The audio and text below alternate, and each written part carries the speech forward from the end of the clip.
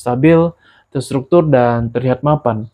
Tapi anehnya, banyak penelitian dan jurnal ilmiah justru membahas tentang kelelahan mental, stres kerja, dan masalah kehidupan pribadi jika dikaitkan dengan profesi ini.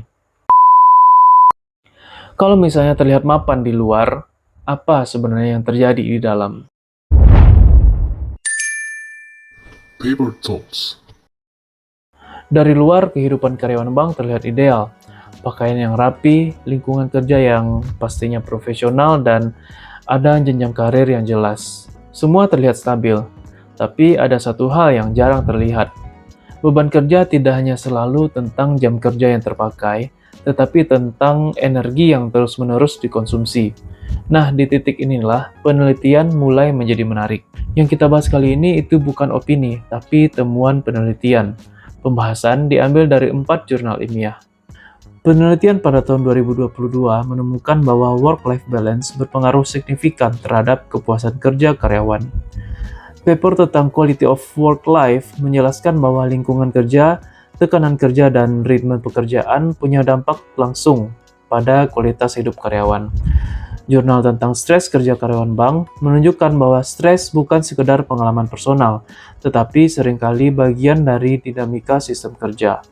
Dan penelitian di Universitas Pajajaran membahas konsep menarik, work interference with personal life. Singkatnya, pekerjaan bisa ikut masuk ke dalam kehidupan pribadi. 4 penelitian, 4 sudut pandang, dan semuanya menunjuk kepada satu hal yang sama.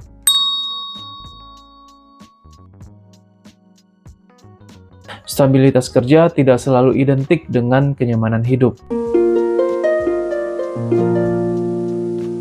Masalahnya bukan tentang pekerjaan yang terlalu berat, tetapi pekerjaan yang tidak ada habis-habisnya dan tidak pernah benar-benar berhenti. Work-life balance punya pengaruh langsung terhadap kepuasan kerja. Masuk akal, karena ketika pekerjaan mulai mengganggu waktu istirahat, mengurangi ruang personal, dan mengambil energi di luar kantor.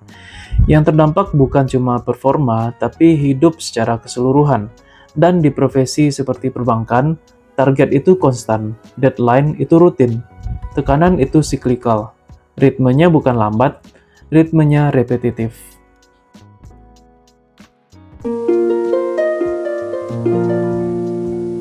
Ada pekerjaan yang melelahkan secara fisik, ada pekerjaan yang melelahkan secara mental, dan juga ada pekerjaan yang melelahkan secara psikologis. Quality of work life berbicara soal lingkungan kerja, tekanan kerja, beban mental, dan kontrol terhadap pekerjaan.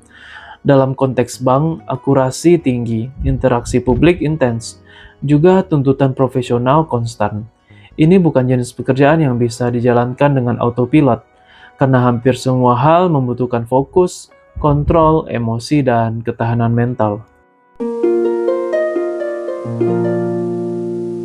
Menariknya lagi, stres kerja di banyak jurnal itu tidak diposisikan sebagai masalah individu, tetapi sebagai respons terhadap sistem yang diterapkan di dalam suatu pekerjaan.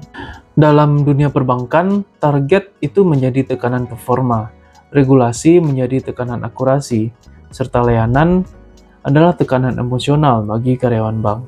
Artinya, tekanan bukan kejadian acak.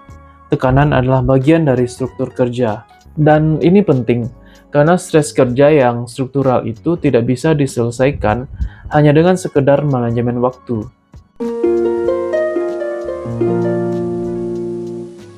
Ini bagian paling menarik nih. Konsep work interference with personal life menjelaskan bahwa pekerjaan itu bisa mengurangi kualitas waktu pribadi, mengganggu keseimbangan emosional, dan menggeser prioritas hidup. Bukan pekerjaannya yang salah, tapi karena memang energi manusia itu ya terbatas ya. Ketika sebagian besar energi itu terpakai di dunia kerja, otomatis hal lain dalam hidup pribadi itu harus menyesuaikan. Tapi disinilah sering terjadi kesalahpahaman.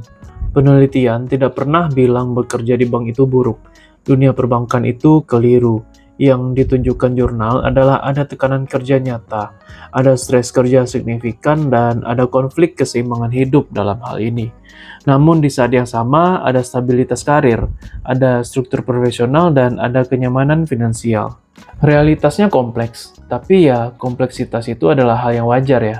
Mungkin ini cara paling adil melihatnya. Bukan tentang profesinya, tetapi tentang dinamika yang datang bersamaan dengan profesi tersebut.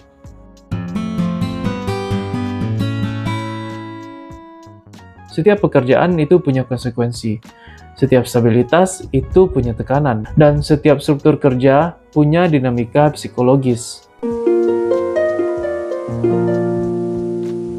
4 penelitian tadi hanya membantu kita untuk menyadari tentang hal yang jarang kita lihat, bahwa pekerjaan bukan hanya sekedar aktivitas ekonomi, tetapi juga pengalaman hidup. Karena pada akhirnya yang dijalani bukan hanya sekedar karir, tetapi kehidupan nyata.